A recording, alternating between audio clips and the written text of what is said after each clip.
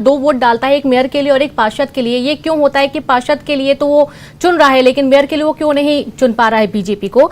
अब रुक करेंगे हम यहाँ पर राकेश जी के पास। राकेश जी, अब जैसा कि हम देख पा रहे हैं कि बहुत महत्वपूर्ण सीट कांग्रेस की, हालांकि ये सवाल तो हमारे अवनीश जी से। अवनीश जी, आपके पास आते हैं। छिंदवाड़ा बहुत ही महत्वपूर्ण सीट रही है। जब भी विकास के मॉडल की बात की जाती थी तो कमलनाथ जी का चेहरा सामने लेकर आते थे कांग्रेस, और इस बार कांग्रेस ने छिंदवाड़ा सीट भी हार दी। देखिए, छिंदवाड़ा महापौर सीट हम जीते हैं, ठीक है, उसमें चौरई एक नगर परिषद सीट है, वो हम हार गए। देखिए, ये मैंने पूर्व में भी कहा कि 100% कहीं भी नहीं हो सकता, लेकिन आप देखें छिंदवाड़ा तो विकास मॉडल है, इस बात को हम नहीं कहते, विपक्षी दल के लोग भी कहते हैं। तो ये देखिए, ये क्या होता है जब भी कमलनाथ जी जैसे जिस कद के नेता हैं या शिवराज जी जिस कद के नेता हैं या कोई भी नेता है, तो उसका जो स्थान होता है, उसका विधानसभा लोकसभा क्षेत्र होता है, निश्चित तौर पर उसके मानक स्टैंडर्ड भी बहुत हाई हो जाते हैं और जनता को अपेक्षा भी वैसी रहती हैं। तो मुझे लगता है कि हर व्यक्ति को, चाहे वो कमलनाथ जी हो, दिग्विजय सिंह जी हो, शिवराज जी हो, नरेंद्र सिंह, तो उनको अपने क्षेत्रों में काम करके वो इस तरह के एक मानक सेट करते हैं। आपने छिंदवाड़ा की बात की, मैं आपसे बात बताना चाहूंगा, जहाँ दिग्विजय सिंह जी का जो क्षेत्र आता है वहां भी आप देखें NFL गेल और जो विजयपुर जो फर्टिलाइजर, इस तरह के औद्योगिक संस्थान वहां स्थापित किए गए। मैं ये नहीं कह रहा कि इसमें सिर्फ एक नेता या एक उनका सहयोग रहा हो, लेकिन कहीं ना कहीं उनका रोल रहता है। अगर दिग्विजय सिंह जी के विधानसभा क्षेत्र में वो लगे हैं तो कहीं ना कहीं उनका रोल है। जैसे हम लोग अक्सर एक विपक्षी दल के नाते कहते हैं कि बुधनी की खराब सड़कों की हमेशा चर्चा होती है। अभी कुछ दिन पहले ही आपको याद हो, एक चुनाव में तो शिवराज जी को वहां के नल दिखाना पड़े बुधनी में कि यहाँ नलों में पानी नहीं आ रहा है।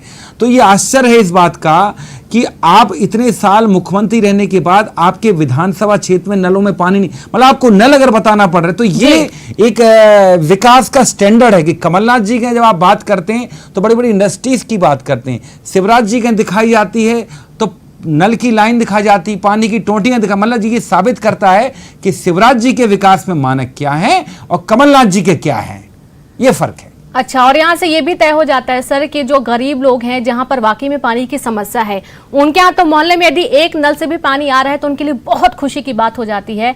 राकेश जी कुछ बोलना चाह रहे हैं। राकेश जी, अपनी बात करें। देखिए, मुझे लगता है कि ये आज नगर निगम नगर पालिका के चुनाव के बारे में डिस्कशन करने हम यहाँ बैठे हैं और परिणाम के बारे में बैठे हैं। पर कभी कभी क्या होता है कि जब कांग्रेस के विद्वान साथी इस तरह की बातें करते हैं तो ये भूल जाते हैं कि कमलनाथ जी की 15 माह की सरकार के बाद 28 स्थान पर चुनाव हुआ था और जनता ने भाजपा और शिवराज सिंह चौहान को सुना।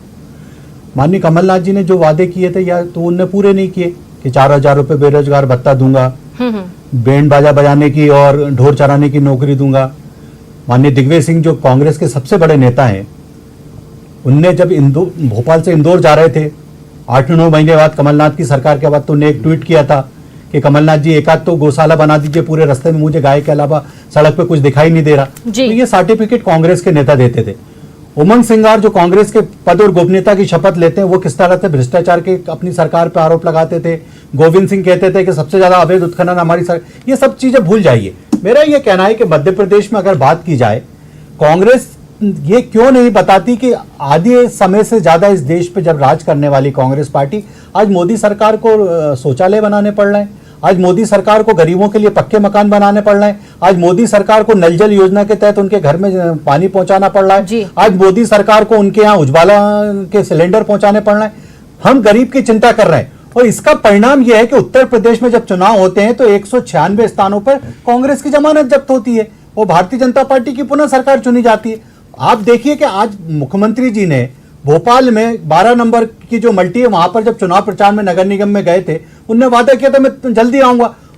परिणाम आए, चौथे दिन मुख्यमंत्री जी कलेक्टर, कमिश्नर, SP के साथ वहां पहुंचते हैं, वहां पूरे प्रशासन का अमला टेंट लगाता है। जिनके गरीबी रेखा के राशन कार्ड नहीं है या शासकीय योजना का जिन्हें लाभ नहीं मिल रहा, वो पानी की ओवरहेड टैंक सबकी व्यवस्था मुख्यमंत्री कर रहे हैं। तो ये जो डिलीवरी जनता दे रही है वोट की, वो कहीं ना कहीं भारतीय जनता पार्टी को इसलिए दे रही है कि माननीय मुख्यमंत्री शिवराज सिंह चौहान 24 घंटे उस जनता की चिंता करते हैं। मेरा एक यक्ष प्रश्न ये है कि आज अगर 3 विधायक कांग्रेस के हार रहे हैं जो 2018 में चुनाव जीते और 3 विधायक वही के वही चुनाव में हार रहे हैं, तो कहीं ना कहीं ये जनता तय कर रही है ना कौन सी सरकार अच्छी है। बिल्कुल आज राजेश अगर जी, एक सवाल और, चूंकि वक्त की कमी, एक सवाल और आपसे ही है सवाल कि 2023 फाइनल होगा, इसको सेमीफाइनल के तौर पर देखा जा रहा था।